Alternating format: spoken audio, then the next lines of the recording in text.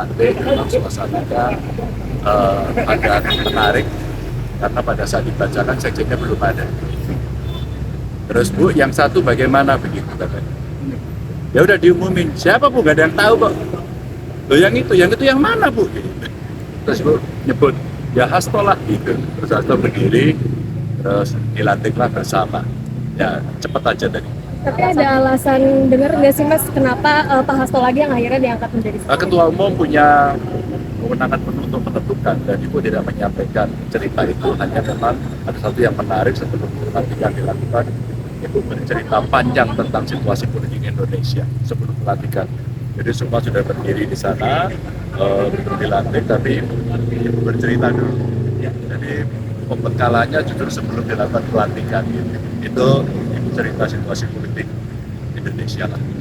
Tapi ada tugas khusus nggak sih Mas untuk Mas Hasto di periode ini Ada menjadi sekjen kembali? Ada, ya tugas khusus sebagai sekjen itu.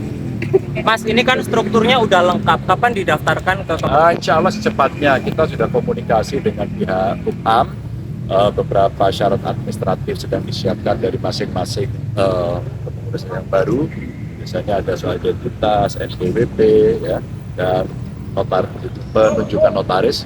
Dan insya Allah dalam waktu yang pendek. Mungkin kalau minggu ini bisa dikumpulkan, rasanya tinggal minta jadwal saja di Kumham. Kumham juga sudah siap. Tadi yang hadir banyak Mas DPP PDIP-nya Full. lengkap semua. Lengkap, tinggal satu aja yang tadi masih dalam perjalanan. Jadi Mas sebenarnya untuk polisi sekjen tidak ada nama lain selain Mas Hasto dari pribadi itu. Hanya Ibu yang tahu.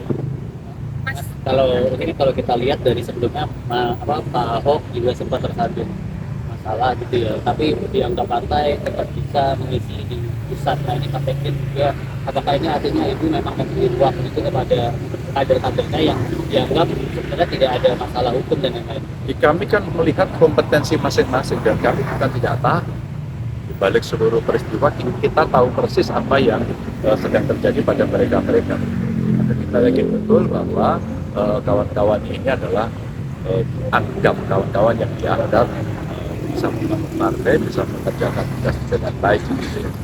di antara pesan Bu Mega apa yang paling digarisbawahi, yang paling ditegaskan Mas? Kalau hari ini yang paling penting tadi justru pada isu-isu penting, kader mesti turun, nanti akan ada dibagi pada wilayah-wilayah ya, pengampu wilayah semacam itu, dan justru yang menarik buat kami adalah Ibu tidak hanya concern pada bagaimana pemilu ke depan, tapi concern pada harga beras hari ini.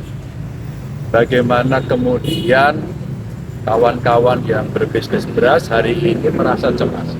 Tadi dilaporkan stok-stok perlu dicek. Terus kemudian harga gabah yang di beberapa tempat sudah menyentuh 8.000 itu juga mesti kita perhitungkan. Maka Ibu meminta agar bisa komunikasi baik dengan aparat penegak hukum, mereka yang berbisnis beras, untuk meyakinkan bahwa apa yang kita siapkan sebagai sebuah kedaulatan pangan, ketersediaan pangan itu tidak hanya pada statement, tapi betul terjadi di pasar. Maka kelompok meminta agar kita semua ngecek kondisi stok pangan yang ada di Indonesia agar tidak terjadi sesuatu yang tidak inginkan. Ini tadi menarik juga disampaikan